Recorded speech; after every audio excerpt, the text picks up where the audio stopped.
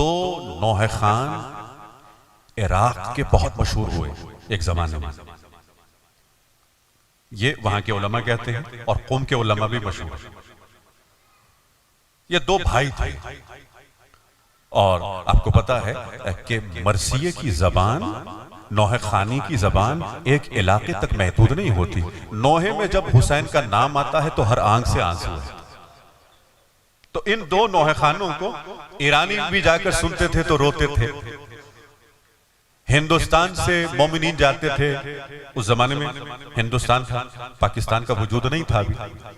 तो वहां से जब मोमिनीन जाते थे, हिंदुस्तान से जाते थे, यहां से जाते थे, तो इन नौहे खानों को सुनते थे और आंसू बहाते थे, मातम करते थे। हालांकि अरबी समझ में नहीं आती थी। ये मशहूर हो गए। मोमिनीन ने इनको हिंदुस्तान भी बुलाया। अब इनको हदिये मिलते रहे, इनका सरमाया बढ़ता रहा। जब हिंदुस्तान में थे, वापस आने लगे तो एक भाई ने दूसरे भाई से कहा कि देखो, मुहर्रम में अभी चंद महीने बाकी हैं। मुहर्रम से पहले हम दोनों हज करने जाते हैं, इसलिए कि जिसके पास इतना सरमाया हो उस पर हज वाजिब हो जाता है, उस पर हज वाजिब हो जाता है। लिहाजा हम दोनों चलें हज के लिए और फिर इंशाल्लाह वहां से चलेंगे मुहर्रम के लिए। लेकिन दूसरे भाई ने कहा नहीं, हम पहुंच नहीं पाएंगे, हमने इतने वादे किए। करबला में भी वादा, नजफ में भी है, जहां जहां मोमिनीन है वो गिनवाता रहा। इन छोटा भाई था, उसने कहा आप सही तो कह रहे हैं, लेकिन हज वाजिब है, इसमें कोई कंप्रोमाइज नहीं है। बड़ा भाई इराक चला गया, छोटा भाई वहीं हिंदुस्तान से मोमिनीन के साथ हज करने चला गया। और फिर हज का मौसम खत्म हुआ, ये साहब आए, मुहर्रम के दिन चल रहे थे, लोगों ने बताया तुम्हारे भाई का इंतकाल हो गया। ये बहुत परेशान हुआ, काश मेरा भाई मेरे साथ हज करने चला जाता। घर पे आया, लोग आते रहे, मजलिस भी हुई, मातमदारी भी हुई, नौहाखानी भी हुई। भाई परेशान है कि मेरे भाई ने हज नहीं किया, क्या उसे मोहम्मद वाले मोहम्मद की शफाअत नसीब होगी या नहीं होगी, क्या नजात याफ्ता है या नहीं है, समझ में नहीं आया। रात ही सो गए, अपने भाई को देखा एक जिंदान में कैद है। क्या हुआ? का वही जो तुमने कहा था, काश मैं हज करने जाता। का मुझे बताओ हुआ क्या?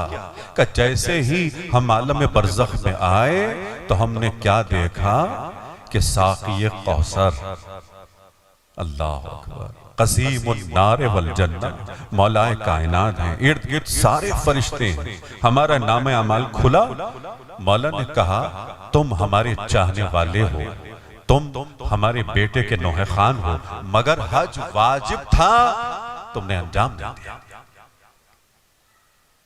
इस वाजिब के अंजाम न देने की वजह से तुम्हें एक मुद्दत तक के लिए जहन्नुम में जाना होगा। मैं बहुत परेशान हो गया। ये फरिश्ते मुझे घसीट कर ले जाने लगे, एकदम मेरे दिल से आवाज आई, या फातिमतु ज़हरा, या फातिमतु ज़हरा। मैं तो बर्बाद हो गया। मेरे भाई ने कहा था, मगर अब क्या करूं, या फातिमतु ज़हरा, या सैयदा, या मुहद्दसा, या ताहिरा, मैं आपके बेटे हुसैन का नौहा खान हूं, आपके हुसैन का जाकिर हूं। बचपने से अब तक मुसलसल मैं अजादारी भी करता रहा, नौहा खानी भी करता रहा।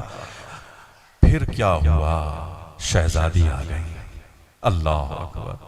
ये भाई अपने भाई से कह रहा है, उलमा में मशहूर है ये वाकया। ये कहता है कि शहजादी आ गई।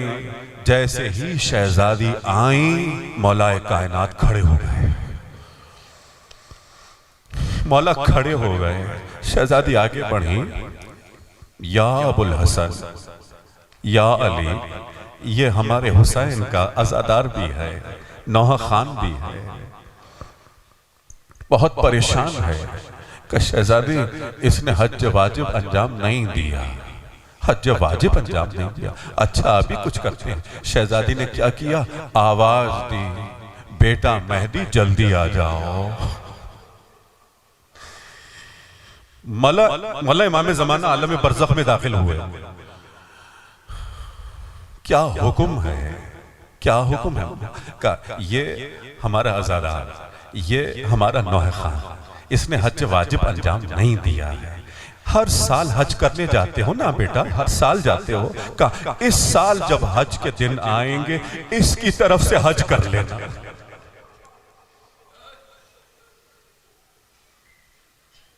अल्लाह, जैसा आप कहें, जो आपका हुक्म हो।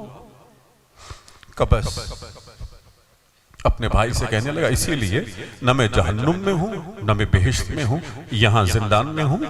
इस साल जब मौला मेरी तरफ से हज करेंगे तो मैं आजाद हो जाऊंगा।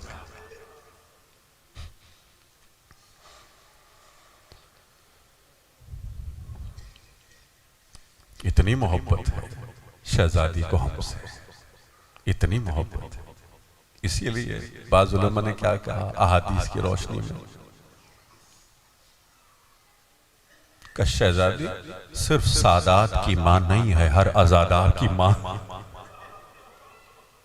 हर आजादार की मां, हर मोमिन की मां। हम क्या कहें, ऐ सैयदा